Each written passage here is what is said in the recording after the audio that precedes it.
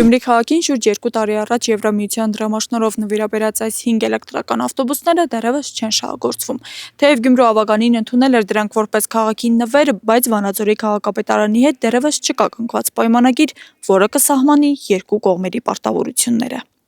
Համայնքապետարանը մեզ ուղարկել էր նվիրաբերության պայմանագրի նախագիծը, որի մեջ մենք մեր առաջարկությունը ներկայացրեցինք։ Գյումրու համայնքապետարանը նվիրատվության պայմանագրի նախագծի վերաբերյալ իր առաջարկությունները ներկայացրել է Վանաձորի համայնքապետարանին։ Մինչ այժմ Վանաձորի համայնքապետարանից պատասխան չի ստացվել, ինչի հետևանքով պայմանագիրը չի կնքվել եւ էլեկտրական ավտոբուսները շարունակում են չշահագործվել։ Գույքի ընդունելուց հետո մենք ոչ մի պարտավորություններ չունենք Վանաձորի համայնքապետարանի Կայուն եւ կանաչ կառավարման կազմակերպության եւ երրորդ անձանց նկատմամբ մենք մի պարտավորություն ենք վերցրել, որ գույքը մենք անպայման կօգտագործենք իր նշանակության համապատասխան։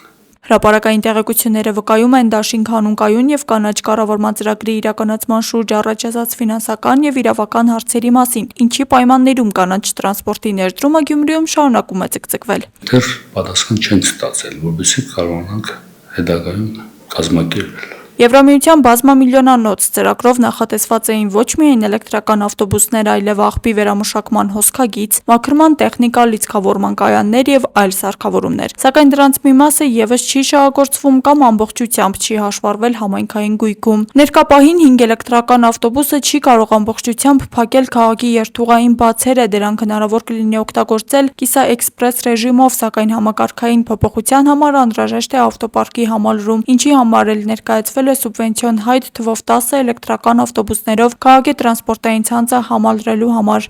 Երթուղի չէր փակվի, դրանով մենք կարող ենք որոշել, որ օգտագործենք հիմնականում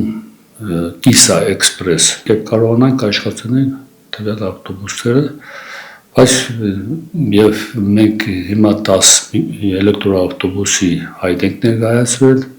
սուբվենցիոն ծրագրի շրջանակներում, որովհետեւ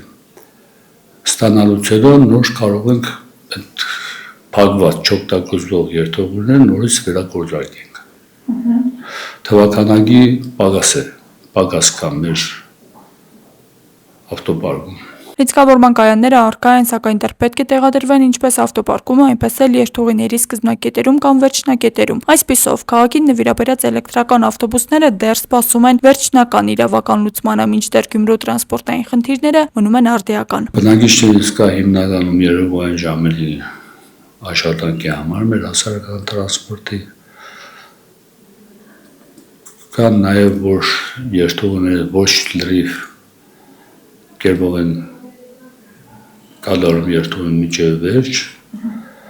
կան հիմնականում դրամական դրամների սարքերի դրամդունող սարքերի մասին շատ բողոքներ կան, որ անպայման 100 դրամ պետք է լինի մոտդ, որ կարողանաս գցես տվյալ սարքի մեջ, այդպիսի բաներ։ Հանսարկությունները դե հիմա ցենտրային վիճակ է, որ հիմնականում դե սարույցներ են, հանսարկությունները նաև որ երբ խփին կա վտարների բանից հետո մենք աշխատում ենք, որպեսզի